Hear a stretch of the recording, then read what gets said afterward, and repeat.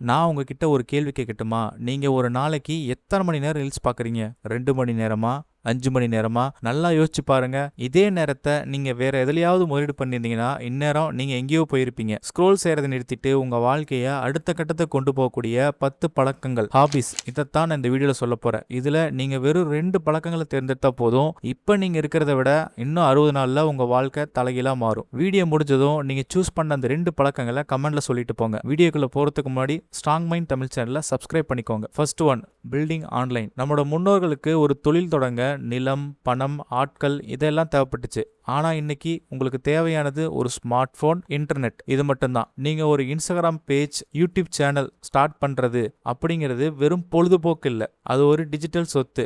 நீங்க தூங்கும்போது கூட உங்களுக்காக இது வேலை செய்யும், வருமானத்தை உருவாக்கும். 9 to 5 ஜாப்ங்கிறது பிழைக்கிறதுக்கு உதவும். ஆனா ஒரு ஆன்லைன் பிராண்ட் உங்க தலைமுறையே மாற்றும். ஸ்டார்டிங்ல யாருமே கவனிக்க மாட்டாங்க. ஆனா தொடர்ந்து பயனுள்ள தகவல்களை நீங்க பகிரும்போது அது மிகப்பெரிய கம்யூனிட்டியை உருவாக்கும். Second one, recording your self. கண்ணாடி பார்க்கறதுங்கிறது வேறு, உங்களை பதிவு செஞ்சு பார்க்கறதுங்கிறது வேறு. நீங்க கேமரா முன்னாடி பேசும்போது உங்க குரல்ல இருக்கிற நடுக்கம், உங்க உடல் மொழி, உங்களுடைய தயக்கம் உங்களுக்கு தெளிவா தெரியும். நான் இவ்வளவு பலவீனமா பேசுறேன் அப்படிங்கிற உண்மை உங்களை நல்லாவே சுடும். அந்த சுடுதல் தான் மாற்றத்திற்கான விதை. வாரம் ஒரு முறை உங்களை பதிவு செஞ்சு பாருங்க. ஒரு மாசத்துக்கு பின்னாடி உங்களோட பேச்சுல ஒரு தெளிவும் பார்வையில ஒரு உறுதியும் வந்திருக்கிறத நீங்க உணர்வீங்க. உங்களை நீங்களே செதுக்க இது ஒரு மிகச்சிறந்த tool. Third one, communication practice. உலகத்தில் இருக்கிற மிகப்பெரிய அறிவாளிகள் கூட அவங்க சொல்ல வந்ததை சரியா சொல்ல தெரியாதனால தோத்து போயிருக்காங்க. அதே சமயம் சாதாரண அறிவு கொண்டவங்க கூட தங்களோட பேச்சால உலகத்தையே ஈர்த்திருக்காங்க. தொடர்பு திறன், கம்யூனிகேஷன்ங்கிறது வெறும் மொழி அறிவு இல்லை, அது உங்களோட எண்ணங்களை மற்றவங்களோட மனசுல விதைக்கிற கலை. நீங்க எப்படி பேசுறீங்க என்பதுதான் உங்களோட மதிப்பை தீர்மானிக்கும். ஒரு வேலையிலோ அல்லது உறவிலோ உங்களுக்கு தேவையானதை கேட்டு பெறுவதற்கும் மற்றவங்களை நம்ப வைக்கிறதுக்கும் தெளிவான பேச்சு அவசியம். தினமும் கண்ணாடி முன்னாடி நின்று பேசி பழகுங்க. Fourth one, running.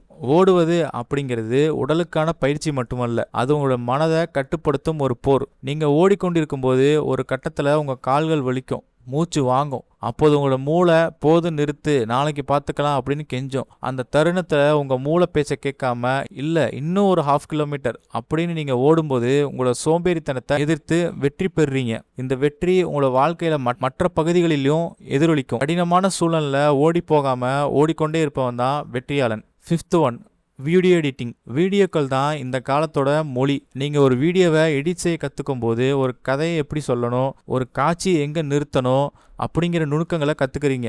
இது வெறும் டெக்னிக்கல் வேலை இல்லை, இது ஒரு கலை. எடிட்டிங் தெரிஞ்சால் நீங்கள் ஒரு கிரியேட்டர். இன்னைக்கு ஒவ்வொரு நிறுவனத்திற்கும் வீடியோ எடிட்டர்கள் தேவைப்படுறாங்க. இது உங்களுக்கு ஒரு பகுதி நேர இன்கம்மை தருவதோடு மட்டும் இல்லாமல் உங்களோட கற்பனை திறனை அபாரமாக வளர்க்கும். Sixth one, negotiation. நீ எதற்கெல்லாம் தகுதியானவனோ அது உனக்கு கிடைக்காது, நீ எதை பேசி பெறுகிறாயோ அதுதான் உனக்கு கிடைக்கும். இதுதான் உலக விதி. ஒரு பொருளை வாங்கும்போது சரி, ஒப்பந்தம் போடும்போதும் சரி, உங்களுடைய தரப்பை வலுவா முன்வைக்க தெரிய வேணும். அமைதியாக இருப்பவன் தனக்கு கிடைப்பதில் திருப்தி அடைய வேண்டியிருக்கும். ஆனா பேச்சுவார்த்தை தெரிஞ்சவன் தனக்கு வேண்டியதை உருவாக்கி கொள்வான். இது ஒரு மனப்போர். மற்றவங்களோட பலவீனத்தையும் பலத்தையும் அறிஞ்சு சரியான நேரத்தில் சரியான வார்த்தைகளை பயன்படுத்துவதே ஒரு சிறந்த நெகோசியேட்டரோட அடையாளம். Seventh one, strength training. உங்களுடைய உடல் தான் நீங்கள் வாழும் ஒரே வீடு. அந்த வீடு வலுவாக இருக்கணும். நீங்கள் பளு தூக்கும் போது உங்களோட தசை நார்கள்லாம் கிழிஞ்சு மீண்டும் வலுவாக வளருது. இதுதான் உங்களோட மனசுக்கும் நடக்கும். உடல் ரீதியாக நீங்கள் வலுவாக உணரும் போது தானாகவே உங்களோட தன்னம்பிக்கை, அதாவது செல்ஃப் கான்ஃபிடென்ஸ் அதிகரிக்கும். நீங்கள் நடக்கும் விதம், நீங்கள் பிறரை பார்க்கும் விதம் எல்லாமே மாறும். என்னால் அதை தூக்க முடியும் அப்படிங்கிற தைரியம், என்னால் இந்த வாழ்க்கை பிரச்சனையை சமாளிக்க முடியும் அப்படிங்கிற தைரியத்தை தரும். Eight one, walking without phone. இன்னைக்கு நாம் ஒரு நிமிஷம் கூட அமைதியாக இருக்கிறது இல்லை. ரெஸ்ட் ரூம் போனால் கூட ஃபோனை கையில் எடுத்துகிட்டு போகிறோம். இந்த தொடர் கவன சிதறல் தான் உங்களுடைய சிந்திக்கும் திறனை மழுங்கடிக்குது. ஃபோன் இல்லாமல் இயற்கையோட ஒரு 20 நிமிஷம் நடக்கும்போது தான் உங்களுடைய ஆழ்மனம் பேச தொடங்கும். உங்கள் சிக்கல்களுக்கான தீர்வுகள் அப்போதுதான் கிடைக்கும். ஃபோன் இல்லாத நடைப்பயிற்சி அப்படிங்கிறது உங்க மூளைக்கு கொடுக்கிற ஒரு டீப் கிளீனிங். இது ஆரம்பத்துல சலிப்பா இருக்கும், ஆனா அந்த சலிப்பில் தான் கிரியேட்டிவிட்டி பிறக்கும். 9th one, writing daily. எழுதப்படாத எண்ணங்கள் அப்படிங்கிறது வெறும் மேகங்கள் மாதிரி, அது கலைஞ்சு போயிடும். ஆனால் எழுதப்பட்ட எண்ணங்கள் ஒரு வரைபடம் மாதிரி. உங்களுடைய இலக்குகளை, உங்களுடைய பயங்களை, உங்களுடைய திட்டங்களை ஒரு டைரியில் எழுதுங்க. எழுதும்போது உங்களுடைய மூளை அந்த தகவல்களை சீரமைக்குது, அதாவது ஆர்கனைஸ் பண்ணுது. தெளிவான எழுத்து தெளிவான சிந்தனையை கொடுக்கும். ஒரு பிரச்சனைய பேப்பர்ல எழுதி பாருங்க, பாதி பிரச்சனை அங்கேயே முடிஞ்சு போயிடும். நீங்க யார், உங்களுக்கு என்ன வேணும் அப்படிங்கிறத தெரிந்து கொள்ள ஒரு பேப்பருங்கிறது கண்ணாடி மாதிரி யூஸ் ஆகுது. 10th one, reading with purpose. வெறுமனே நேரத்தை போக்குறதுக்காக படிக்காதீங்க. உங்களுடைய வாழ்க்கையில இருக்கிற ஒரு சிக்கலை தீர்க்க ஒரு புத்தகத்தை தேர்ந்தெடுங்க. உதாரணமா, பண நெருக்கடி இருந்துச்சுன்னா நிதி மேலாண்மை பத்திய புத்தகத்தை படிங்க. ஒரு புத்தகத்தை படிக்கிறதுங்கிறது அந்த புக்கு எழுதினவரோட வாழ்நாள் அனுபவத்தை ஒரு சில மணி நேரத்துல உங்க மூளைக்குள்ள ஏத்துவது மாதிரி.